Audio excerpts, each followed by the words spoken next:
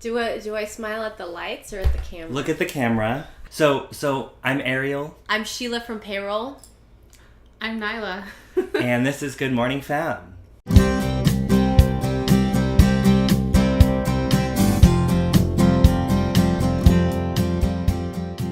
Good morning, fam. Good morning. Good morning. We have a great show for you today. We have a very special guest right here. I would like to introduce Nyla. Nyla, tell the children a little bit about you, about what you do. Hi, my name is Nyla. I am a New Yorker. I am a intersectional feminist. Amen. And I am a fledgling filmmaker.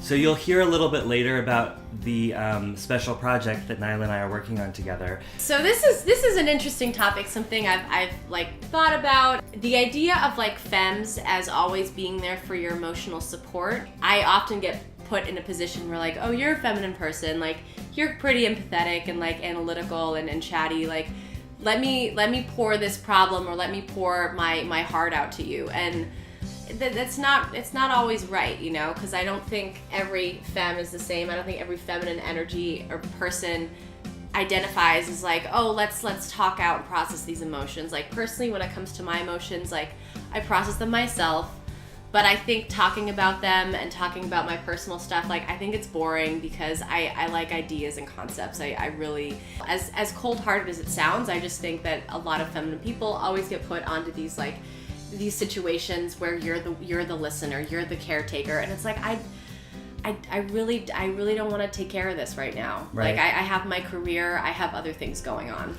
Yeah, I definitely think it's assumed that femme people have the emotional energy to handle all of the problems that people have in the world, and it's some of us have emotions and feelings, and some of us don't have emotions and feelings, / some of us don't want to always be talking about our... Sorry, that's so unprofessional. The problem that I have related to this, first of all, I feel like a lot of cis heterosexual women see me as their gay best friend, which, first of all, I don't identify as a gay man, but that's sort of the role that people put me in. They're oh, you're my gay bestie, so I'm going to tell you about all my problems, and I'm going to tell you about all my boy problems because you're non-threatening to me, so I'm just going to go and go and go. People have this, caricature idea of who I am in their lives, and they put me in that little box, and then they unload all of their emotional feelings on me without the option of reciprocating that feeling. I also have people out there who view me as an emotional bank that they can just put all of their feelings into. Yeah. And then when I try to process my feelings, it's it's not, it's not part of the equation for them. It's they'll get Sorry, you're overdrawn. Sorry, I'm overdrawn. My sister and I, we were talking about that in, let's say, cis hetero relationships. Most cis hetero men expect, femmes to invest emotional capital into the relationship. Yeah. But then they abruptly end the relationship, or don't want to be responsible for the woman's emotional capital in the relationship. Mm-hmm. And my sister was she believes that most guys are like that, and she says that if most guys are going to be like that, they might as well be financially. Right. If you're going to provide something, you're not providing your emotions, provide your paycheck. And that's with my experience of being a black trans woman and being heterosexual, as soon as you want some emotional capital from them, it's never a two-way street, like you said. Right. So I totally agree. I feel femmes, we are forced to deal with people's baggage, and then when we're drained and spent, it's just oh, okay, well, you should be able to handle this. Right. You're more connected to your emotions, which I think is bullshit. It is totally. It's bullshit. Totally culturally. It's just totally a cultural fraud. I'm far more complex than that. Right. Yeah. Right. I don't know. I have dualities to my character, and I think when I'm at my happiest state, I love deep existential. I'm half German, Polish, and Russian. I'm a big existential potato. So I like to think about deep existential theoretical things, and that's what makes me happy. And then I have this funny, sarcastic, I don't take myself too seriously duality in it. And in no part of that little dichotomy. Is there any sort of like, I really like to process emotions and like drink lavender tea and self-process and self-care. Like, I don't want to process anything besides processed meat. Right. I just think, like, how about you let us determine what capacity we have to be emotional and what capacity we don't have to be emotional. And why don't you ask us because there if we have that capacity at all? Right.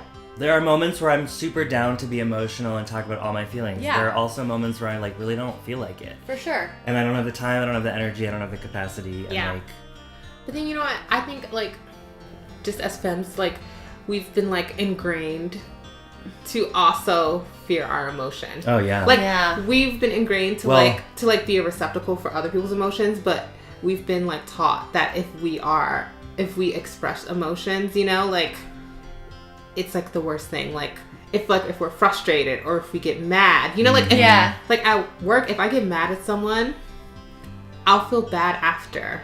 right. Even when Yeah. I'm right, I'm like, Right. wait a minute, I'm right, but then I'll feel bad. I'm just like, oh my god, I shouldn't have, like, raised my voice, you know, or I shouldn't have done this. And I'm like, wait a minute. Right, for taking up emotional space. It's like, how dare Yeah, you? taking up emotional space. That's Yeah. exactly what it is. Yeah. And it's like, if you're like, you're way, I feel like society's way cooler with us, like, being like the victim and being comforted as opposed to being like the angry cunt. Right. Yeah. Yeah, that's so true. Sip that tea. You sip that tea. And Greek that's not coffee, really it's tea, good. Would anyone like some? I already asked. It's good. It's strong. No, there's not much left. That's Yeah. okay. I'm trying to It's make. good though. I want another We should get one. another one. Wow, good discussion, folks. Yeah. Good. Any other thoughts on that? Deep thoughts, enough emotions. My thought is, if I turn into, where I try to turn myself into a cyborg, like a robot, robots and like machines can't really deal with water, i.e. tears. Oh my So- god. It's interesting that you say that because there's an alternative plot to the film that Nyla and I are making. There is. Where the protagonist, Nova, who's being played by Nyla, by the end of the film turns into a toaster. And so I think that's a great metaphor for, you know, I think that, you know, she has to cope with her surroundings, and turning into a cyborg, turning into a toaster is kind of the best way to do that. Yeah, I mean, That's not actually what the film is about, but maybe that's what the sequel will be about. that's my 10-year project. Yeah, Toaster. Toaster. Yeah. Toaster. Toaster. Strudel realness.